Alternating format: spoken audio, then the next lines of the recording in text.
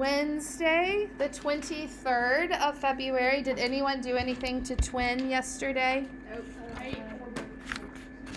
No, only tell me if you did something good. No, 22. Is there any way we can make that into a 2/22/22 event? No, not right. Blythe? Like told my mom, and she said she bought these chips that we all love, so we doubled up. Oh, excellent. Twice as many potato chips. That's the way to go. Yes, Micah. I purposely waited until tomorrow to write a paper for another class just so I could date it. Oh, good. I got to write, I don't write checks very often because I do electronic payments so often. I got to write 2 checks yesterday, and I took exceeding pleasure in writing the date as well, so I understand that. All right, we have this for homework. You are reciting Sonnet 116 from the front in class on Monday. If anybody needs to practice, just go ahead and stand up, but do it without talking. Just stand up and stare at people. Yes? So I lost my student. Stand up and stare. Don't stare at people without saying that. I lost my student 116. I responded to you and sent it back to you. Okay. Yes. Oh. So you asked me on an email, and I responded by email too. Brody is here. Brody, come on up. We've got a spot for you, or there, or somewhere. All right, so up. Lesson 61 and 63 note cards. They are pretty simple, both the chapters and the note cards. Well, I guess some of the note cards are like, explain this. But they're fairly simple. Did anyone else need this? They're fairly simple because they're about 2 people. One is René Descartes. The other one is Galileo Galilei. I assume you've all heard of Galileo before. No, never heard. Yes. And raise your hand if you've ever heard of René Descartes before. You have, okay. Can anyone tell me what gender is René Descartes? Girl. Boy. Most of the people we learn about in history are probably going to be males. So this is René with 1 E, and it's a man. He was a philosopher and a mathematician. You might not have heard of him, but have you ever heard somebody say this? I think, therefore I am. That's René Descartes. That's his kind of philosophical essence. All right, today for our history prayer segment at the beginning, I'm going to tell you about Jackie Robinson. And this is just a really interesting story about the guy who was the one who desegregated baseball, Major League Baseball. At the time that Jackie Robinson was playing, there was a black baseball league, which is where, if you were black, where you would be playing. But he was the first black guy to be in the Major League Baseball, which is the main baseball league. And I want to tell you a little bit about how he did, tie it to a Bible verse, and then our prayer is going to come out of this. Jackie Robinson was brought to the Brooklyn Dodgers by the president of the Brooklyn Dodgers, whose name I forgot to write down. And he was a Bible-thumping Methodist. Is that a good thing? Yes.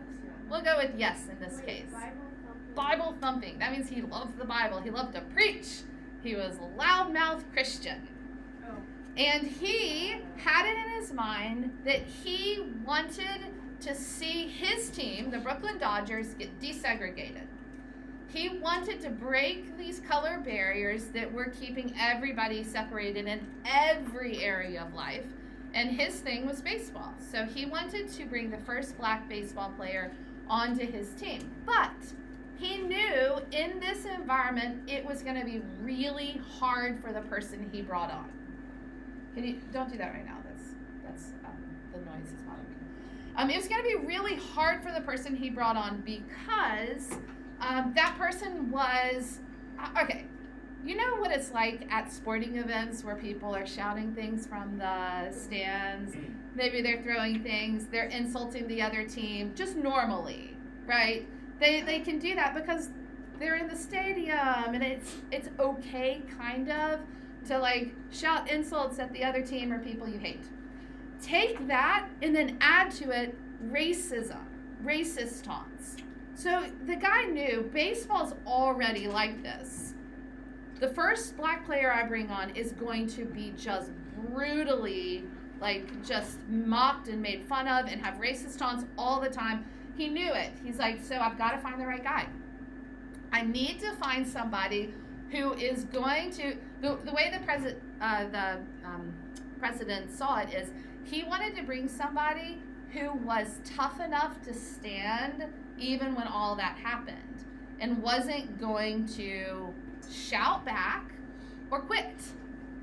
Both of those would be really understandable reactions, right? If somebody's constantly insulting you for nothing, like nothing that you did anything for, they're always making fun of you, you're either going to be like, yeah, I don't need this, I'm going to go do a different job, or you're going to get mad at them and yell back at them. So he wanted to find somebody, and he brought Jackie Robinson, recruited him, and said to him, look, here's the deal. If you come play for the Brooklyn Dodgers, you have to promise me for 3 years you're not going to retaliate. He didn't say like the rest of your life, you can't talk back to people. For 3 years, you're going to keep your mouth shut, play baseball, whatever they say, you're going to just keep your focus on what we're doing here, which is breaking these barriers and playing the game of baseball. So Jackie Robinson agreed to. Jackie Robinson, if I forgot to tell you this, was a Christian. He was a strong Christian. He and this president partnered together in this goal. He said to him, the president said, I'm looking for a ball player who has guts enough to not fight back. So it was just as bad as they thought it was going to be. An onslaught of horrible racism, and this is the quote from the president, odious injustice. Y'all know what odious means? Stinky. Odious injustice, horrible racism, and yet Jackie Robinson played ball. He played for 10 consecutive seasons. His batting average was from 320 to 332 over the course of those 10 seasons, which if you're not a baseball person, that's really good. He had 124 RBIs, which are runs batted in, 37 stolen bases. He was in 6 consecutive All-Star games, which means that 6 times he got picked as one of the best players in the league, and 6 times his team was in the World Series. He's in the Baseball Hall of Fame right now. All right, so why am I telling you this? How are we going to turn this to prayer? The way that Jackie Robinson and this president decided to do this was that they wanted to follow Jesus' words. And I'll read you these words here. Matthew 5:38. This is from the Sermon on the Mount, the Beatitudes, right after the Beatitudes.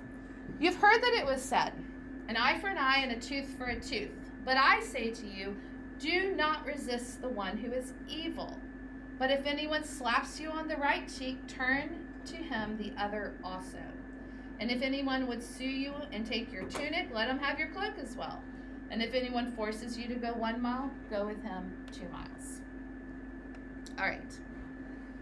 This is the words of Jesus that helped Jackie Robinson do that.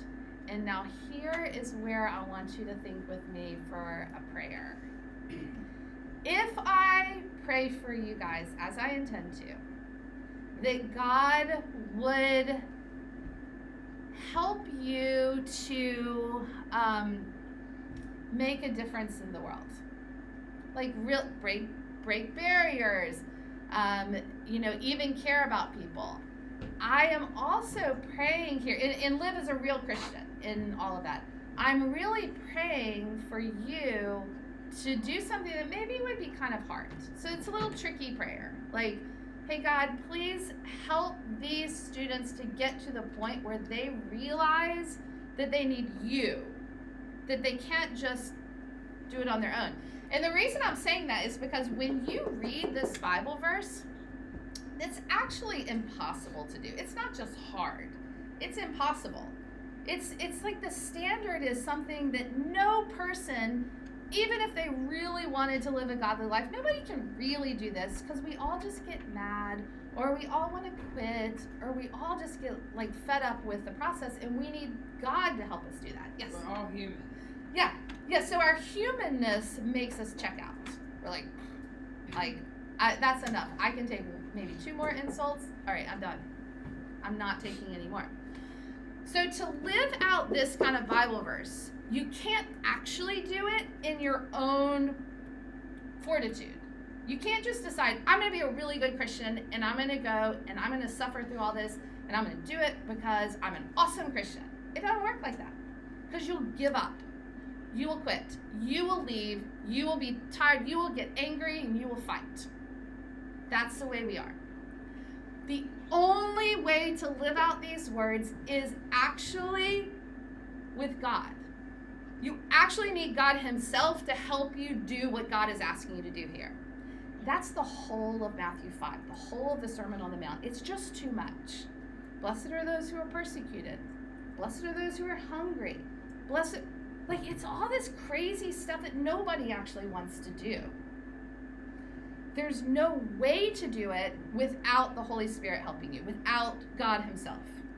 So if we pray that God would help us to live the Bible out, we're actually praying that God would help us, would put us in circumstances that are going to be too much for us.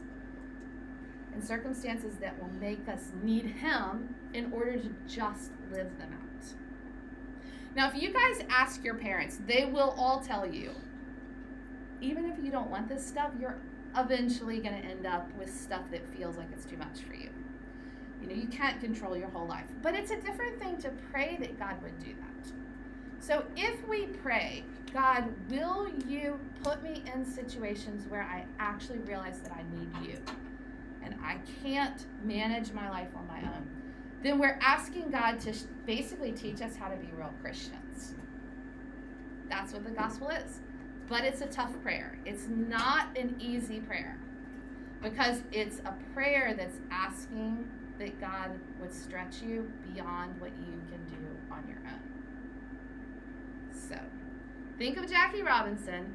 I'm going to pray for you guys, and you don't have to do this loudly unless you really want to. But at the end, if you're really willing to pray this prayer, you can amen it. You know what? If you don't amen it, I get that. You're like, I don't know if I really want to be put in a situation where I actually need God. Not if it means it's going to be too much for me. But if you think, yeah, you know what? I do want the Lord to teach me to be a real Christian. Not just the words, not just the going to church as a side gig to my actual life, but to teach me what it is to actually be a Christian, then you can amen this prayer. Because that's what Jackie Robinson did, and I say at great cost to himself. Nevertheless, I think it was totally worth it. All right, I'll pray for you guys, and you can amen at the end if you want. Lord, I want to pray for these 6th and 7th graders. And just thinking about Jackie Robinson, thinking about the Sermon on the Mount, thinking about all the circumstances that not just happened to us, but things that on purpose were willing to let you stretch us. I pray, God, that you would give these students courage. Not the kind of courage they can rally up in themselves, but courage that is going to just give them like such a dependence on you where they are willing for you to put them in circumstances that are almost too much for them so that they know how to trust in you and how to depend on you. And Lord, would you help shape and change their minds and their hearts so that they actually want this? They don't want church and worship to be a side gig to their actual lives, but they want worship and they want living for you to be the core part of their life. And I pray that you do this and that you would give them hearts for this and you would help them to grow into this. In Jesus' name, amen. All right, moving on from Jackie Robinson. We're doing our presentation on Monday. And here's just super basic, how do you do presentation? First, stand straight and tall. Do not do what I do lots of times, right? Don't lean on the wall. Don't do that. Stand up straight and tall. Keep your hands here by your side, or you can keep them in front of you. Like, you don't really want to go above your chin very often. Most hand motions are usually in about this box area. But your hand should be here or here. Not. Don't do this. No folding your arms across your chest. You've got it. You got to let it go. I know. It feels like it's going to make you more secure. Don't do it. It's terrible. So hands by your side or hands here, expressing movement. Speak clearly and loudly enough for the whole room to hear, and say the words in a way that shows that you understand what they mean. Guess what? If all you do is imitate exactly how I've been teaching you to say it, it will sound like you know what you mean. I've been teaching you intonation. I've been teaching you how to use your voice in a way that will communicate meaning. So you're good if you just do that. Okay? Those are the basic, like relaxed rules. Everybody stand up. Let's do it. Let's practice. We're going to practice. We're going to go through it 3 times, but we're going to do it with the words first. You can face anywhere you want. You don't have to be facing the front, but just sort of practice, like, what are you going to do with your arms? Not pockets, not pockets. I forgot to put not pockets on the... Pockets are fine. Yeah, here's good. This is nice.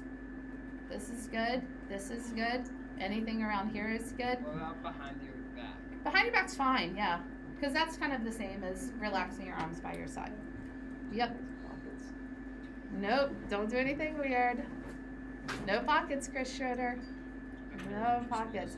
Just practice. Practice doing it without all of that so that you'll do a good job of this. Ready? Let's go. Love is not love, which alters when it alteration finds, or bends with the remover to remove. Oh no, it is an ever-fixed mark that looks on tempest and is never shaken. It is the star to every wandering bark, whose worth's unknown, although his height be taken. Love's not time's fool, though rosy lips and cheeks within his bending sickle's compass come. Love alters not with his brief hours and weeks, but bears it out even to the edge of doom. If this be error, and upon me proved, I never writ, nor no man ever loved. Let's do it again. I'm going to reduce my volume. You're going to increase your volume 2nd time, and then we'll do a 3rd time without the words up here. Yes? You can also just turn your body. Don't look at it right now. So you don't have to aim at me or the front unless you really need to right now. Look at your friend. Look at a neighbor. Look somewhere.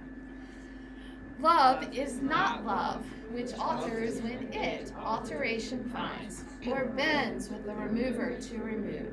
Oh no, it is an ever-fixed mark that looks on tempest and is never shaken. It is the star to every wandering bark, whose worth's unknown, although his height be taken. Love's not time's fool, though rosy lips and cheeks within his bending sickle's compass come. Love alters not with his brief hours and weeks, but bears it out even to the edge of doom. If this be error, and upon me writ, I nor no man ever loved. Sorry about that. No, sorry. If this be error, and upon me proved. All right, last time with no words visible. Ready? Ready. Love is not love, which alters when it alteration finds, or bends with the remover to remove. Oh no, it is an ever-fixed mark that looks on tempest and is never shaken. It is the star to every wandering bark, whose worth's unknown, although his height be taken. Love's not time's fool, though rosy lips and cheeks within his bending sickle's compass come.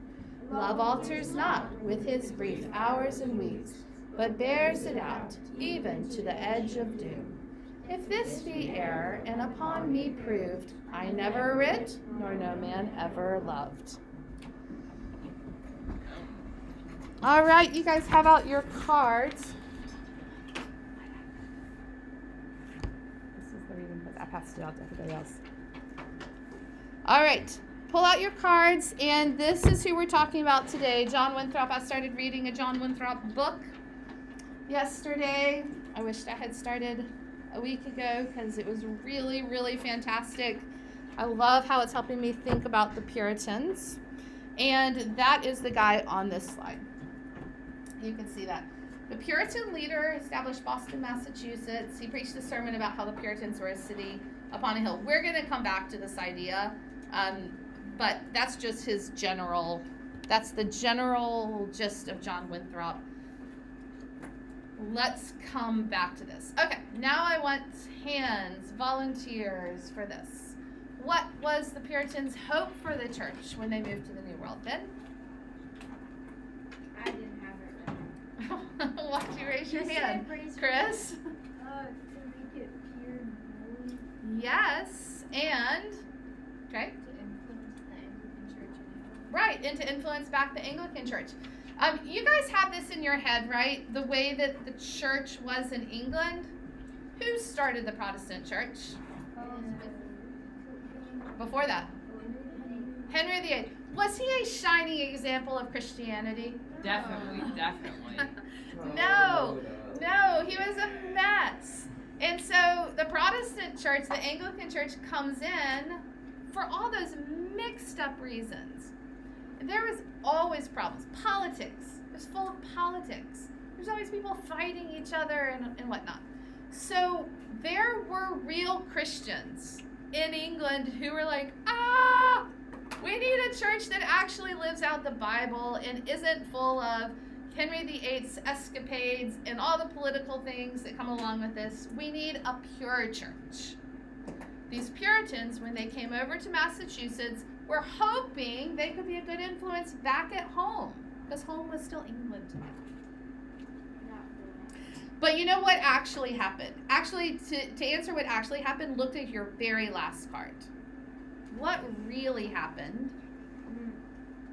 And it's called the Great Migration. And in the Great Migration, what does the card say, Blythe? How many people came? More than that. No, you're reading, you put the comma in the wrong place. 25,000.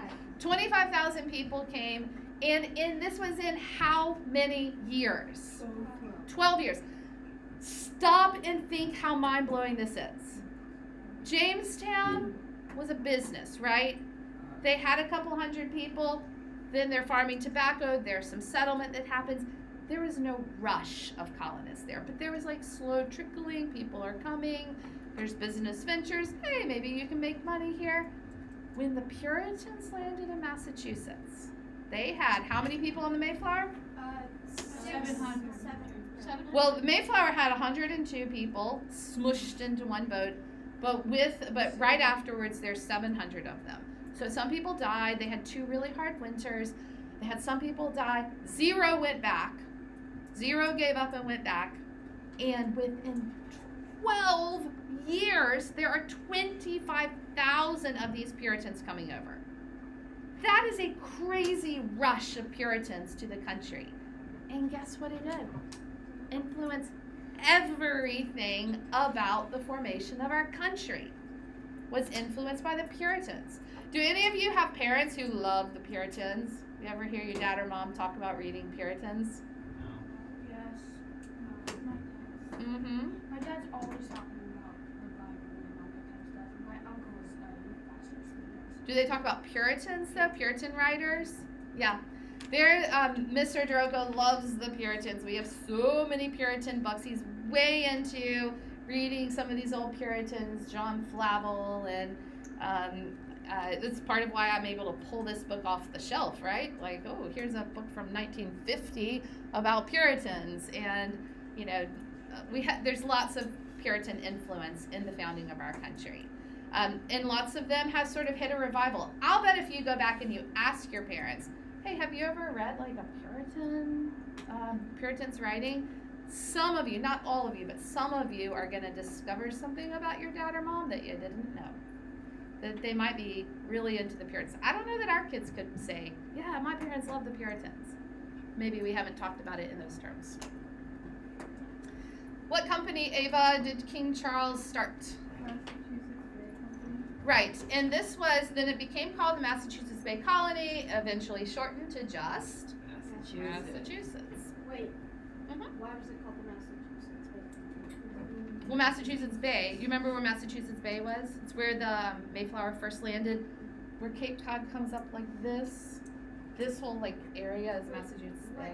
What's Massachusetts mean? Like, why did they choose that? Oh, Massachusetts. Some. Massachusetts. I don't know. It was not a state. It doesn't matter. I don't People know, Ben. probably made That's an most of interesting them. question. That's a good one to look up. Yeah, you don't know. How many Puritans left England under the leadership of John Winthrop?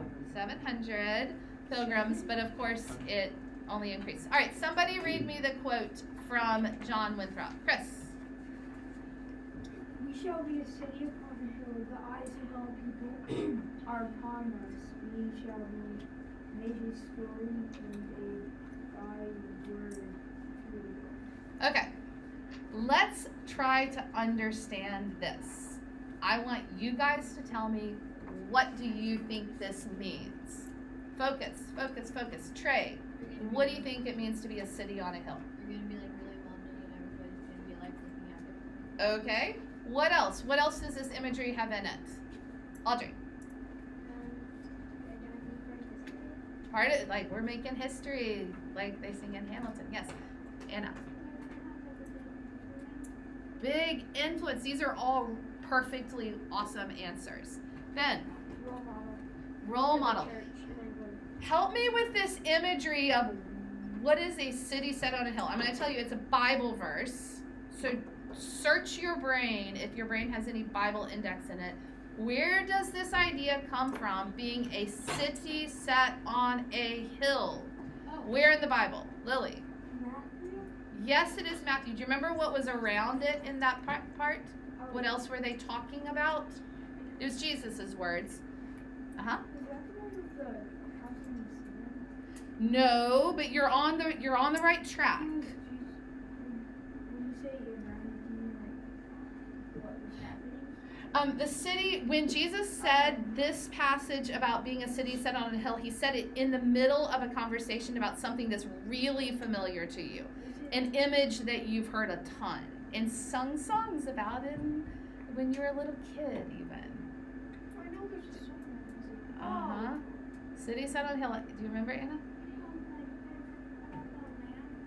Yes. Go with that. What is it? Yes. Do you guys know what she's talking about? Yes. Be a light unto your feet. When you have your light, don't put it under a veil. basket, a bushel. Don't put your light under a basket or a bushel. Instead, Let it be a path. let your light shine. Instead, let your light shine. So that, what does the Bible say?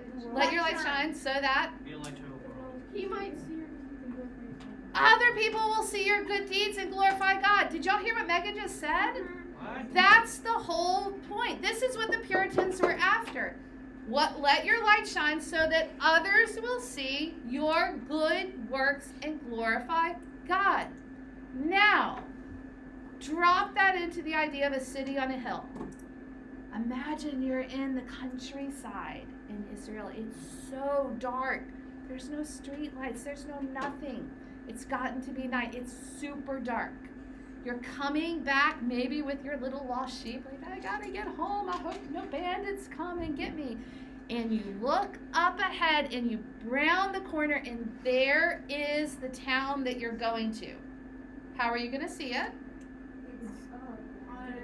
lit up. It's up high and it's lit up because they have, I don't know, candles, lights. They have something that, like, even if it's just candles, won't it be so bright compared to the darkness of no lights in the middle of the desert? It's going to be so bright. That's what Jesus is saying. Let your good works be like that, like the brightness shining in the middle of all this complete darkness. That's what your good work should be. And that's what John Winthrop is saying. So now think of this in that imagery. We, Puritans, are going to be like a city set on a hill. This is what we're going to do in the New World. The eyes of all people will be upon us. We are going to do something no one's ever done before. We're going to establish a society that is completely formed around knowing God and making him known. Guys, that is the people who sowed into the heritage of our country. That's what they wanted. Did they do it perfectly? No. Did they really mess it up sometimes? But you know what they wanted? They wanted to live out this Bible. They wanted to be the bright city that was showing through their good works so that other people would glorify God. You guys get it? All right. And then we have dramatic paintings like this that are like, ta-da! The Puritans on a hill looking off, and the light is shining from who knows where upon their holy faces. So you do it like these are the portraits of we are a city set on a hill. In what town were John Winthrop and the Puritans first successful? Where did they first successfully do this? Wesley. Salem, Massachusetts, which is also very well known for what? The witch trials. It did not happen this first generation, but the Salem witch trials were second generation Puritans. So you have to think, what was it that happened between John Winthrop coming over and saying, we're going to be a city set on a hill, and all of a sudden people just persecuting women and calling them witches? Something happened in that quick movement is actually what I was reading about in this book. I mean, not explicitly what I was reading about, but it was making me think of like, oh, that's how that happened. Our notes at the end, I want to take you through the two images we have of Puritans. One of the images is this, dun dun, the city set on a hill, and the other one is like, Puritans are a little weird, right? What do they look like? What do Puritans in your images look like? Pale and very dark clothing, like Dark clothing, very glam. very sober. Yes, Lila? So, for the Salem witch trials, I think that, like, what Puritans were trying to do was, like, keep, like, the devil out, I guess. Exactly. Because they wanted to be, like, very, like... Yes. They're going to do that a lot in other ways. So the question is, like, yeah, like, how do we get from this to that, and how do they get it so right sometimes and then so wrong other times? But then maybe we're not so different, are we? Maybe sometimes we get things really right and other times we're so far off track. What college did they establish? She hasn't answered that. I know. What was the college they established? Harvard University. It is Harvard. When you see Harvard. this logo of Harvard, which was this, did you write down what was the purpose? Yeah. If not, write yourself down the purpose of Harvard. They started with What infiltration. word is on Harvard's thing, Chris? It's Veritas. And what does that mean? Truth. It means truth, which is, of course, talking about God's truth. Harvard was established to make sure that people were learning the truth and able and equipped to teach it to others. You're recording. I am. Do you not want to? No. I just didn't know because last time. Oh, I did remember this time. Thank you. It was terrible. Last time I forgot, and then I forgot to send it out too because I didn't do it at the right time. Yeah, so I'm recording Also, today. Is like the Veritas School like an extension of Harvard? Nope, not at all. There are a lot of schools that are called Veritas in the country. It's more of like a revival of the classical idea of using the Latin language, which is, the classics were taught at Harvard during this time. Greek and Latin were the main things that they were learning. In their preparation for ministry, they were, of course, learning to read the Bible in the languages it was written in. They saw the Bible as like the most important thing. So reading the Bible, there's nothing more important than that. So that's what Veritas is. Yes? Go ahead. Okay, now we get into the fun stuff. There was a law. Who wants to tell me the name of this law? Micah, do you know it? No. Okay. I have. Oh, yeah. Well, if you don't need to practice, that's fine. If you want to just listen. Anna? Old Deluder Satan Act. And why, Anna, why was it called that?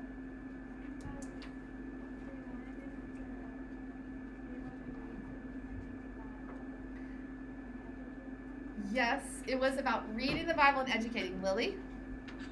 It was to learn of the word of God and Satan. Yes. So Satan, the old deluder. It's an old-fashioned way of calling somebody a liar. It's like an insult. So the whole act was named insulting Satan. Satan is an old deluder. He's a creepy old liar and thief, and we don't like Satan. Boo Satan. This is the boo Satan. We don't like him act. He's an old deluder. We are going to make a law that will help us to trick the trickster. You want to trick the trickster? The law is, it's not going to work, Lila says. How do you trick Loki? How do you trick the trickster? That's exactly the question. Yeah, and Loki embodies this idea of the old deluder. He intentionally does. That's what his character is supposed to be. So we're gonna trick the trickster by doing something crazy, something that's never been done before. You ready for it? We're gonna mandate that children have to go to school. Wow, that's gonna work so well. This is the way we're going to trick the devil. We're going to require all children to go to school. Guys, Wow. Do you guys like this trickster idea? No. So, are you all required to go to school? Is it a law that says you have to go to school? No. Yeah. 100% yes. There is? Unfortunately. There is a law in our country up until 18 you have to go to school. Really? Yes. Oh, Your sorry. parents aren't allowed to pull you out and tell you to work in a factory. 100% That's not not allowed. What if you don't want to? If you don't want to go to school, you got to go anyway. That's what truant officers are. In the olden days, they would come along and find the kids that didn't go to school and get them in trouble. What about the movies with kids who are just like around? The truant officers were supposed to be finding them and I saw this doing something about movie them. called No. We're not talking about your movie. Not talking about the movie. All right, so the way that we're going to trick the devil is requiring school for everybody. Why in the world are they requiring school as a way to trick the devil? What's school going to do, Audrey? Exactly. It's all about reading the Bible. If you go to school, you'll learn to read the Bible. If you read the Bible, you won't be fooled by the devil. That's the point.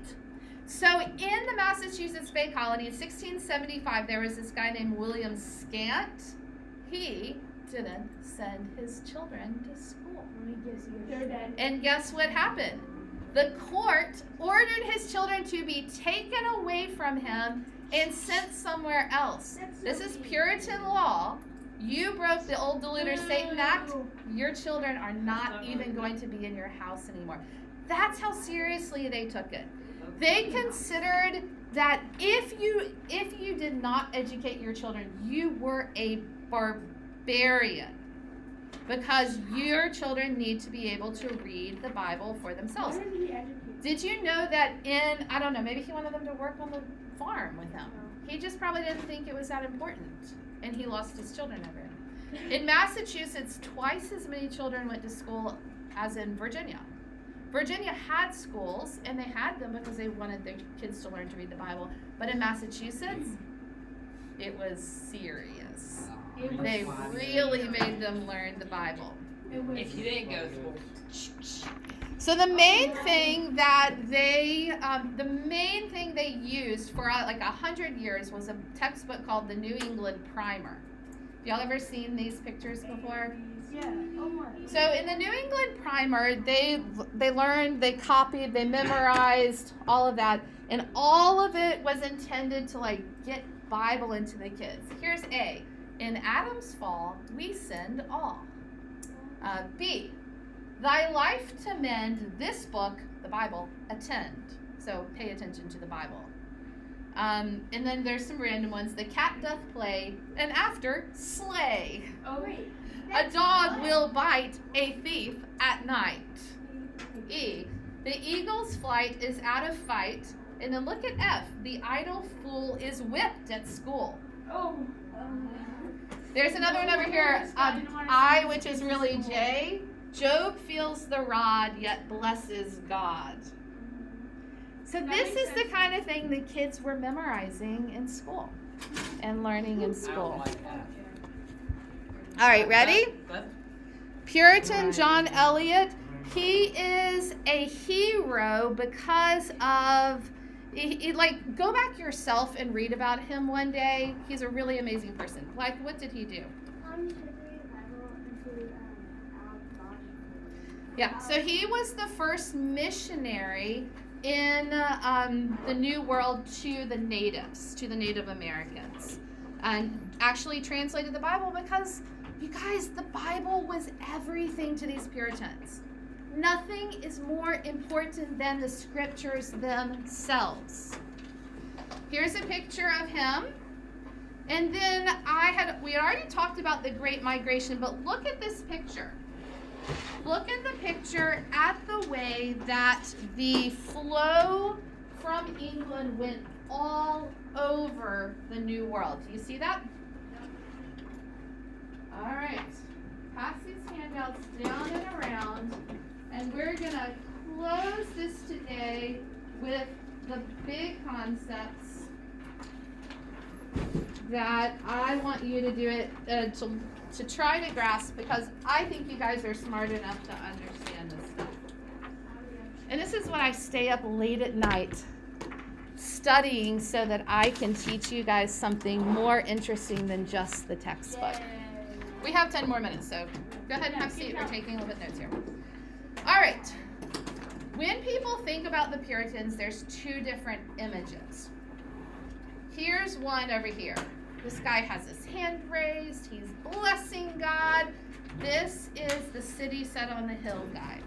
He's looking for religious freedom. While looking for religious freedoms, the Puritans were visionaries. Here's your first word in the blank, right? Visionaries. They were visionaries who worked to create a Bible commonwealth in New England. So here's the first idea. This is what we just finished talking about. Puritans are visionaries. They loved the scriptures. They wanted to show the world the truth of God through their good works. Image number 1. Image number 2 is on the right. This is a number of cartoons. And this first cartoon, I need to refocus so you can see it better. In the first cartoon, he says, "I'd hang a cat on Monday for killing mice on Sunday." The second image is that the Puritans, all they had was rules, rules, rules, and no fun at all. This guy, underneath him, it says, "Puritan lack of cheerfulness." The Puritans are thought of as being rule followers. They were always pointing fingers at other people for not keeping the rules, and they were just no fun. So this is number 2. Having separated from the church and people in England, the Puritans lived with strict rules and laws that separated people from each other and from God. So fill in those blanks, separated, and so that third thing isn't actually a blank. That's just my dividing line. So skip the dividing line, and we're going to go down to bullet points next. I'm not going to change this slide because I don't have pictures for this next thing, but I want to talk you through these.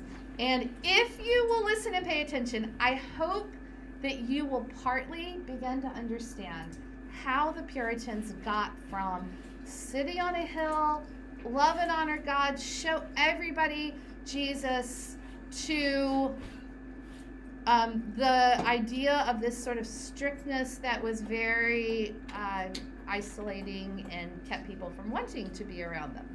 So what was going on here? Let's start. Bullet points. Ready? It wasn't the businessmen in Jamestown.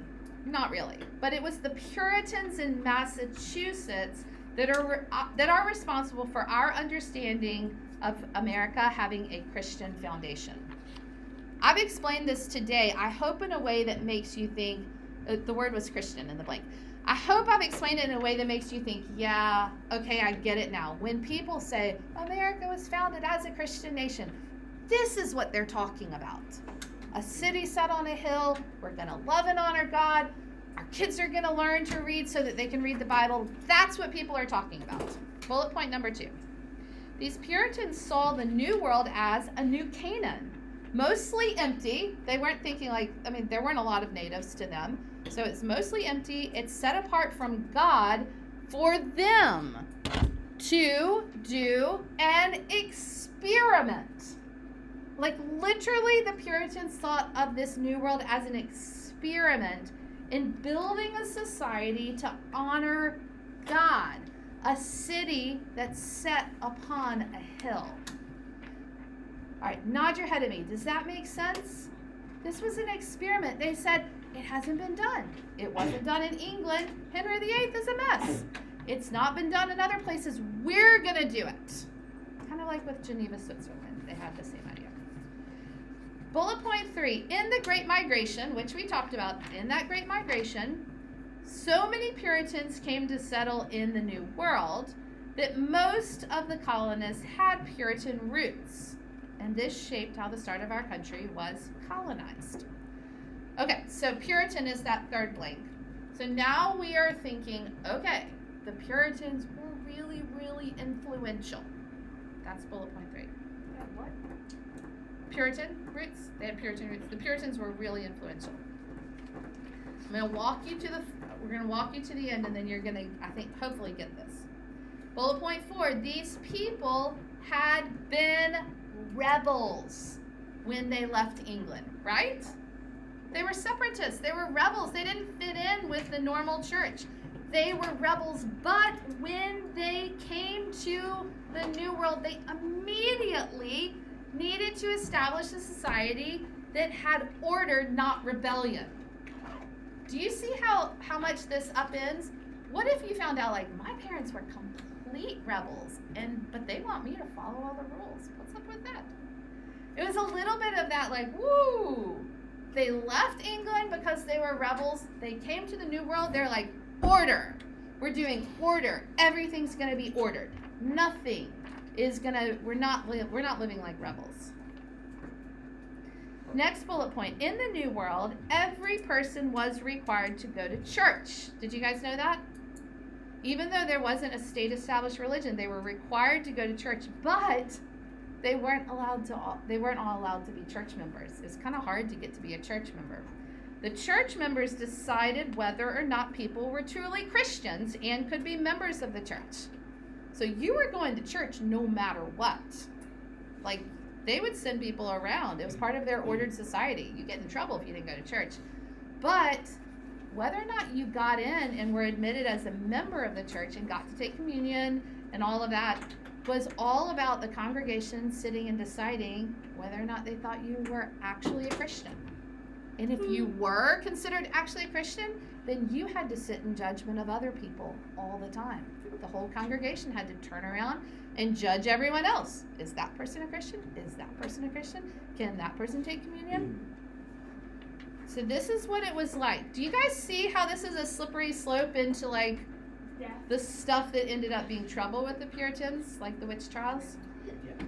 All right, next bullet point. Unfortunately, drawing lines to say who's in and who's out of church membership had negative effects. The Puritans drew lines in other areas, and sometimes they lost sight of their understanding of God's grace. Sometimes they actually lost sight of grace, which is the heart of the gospel.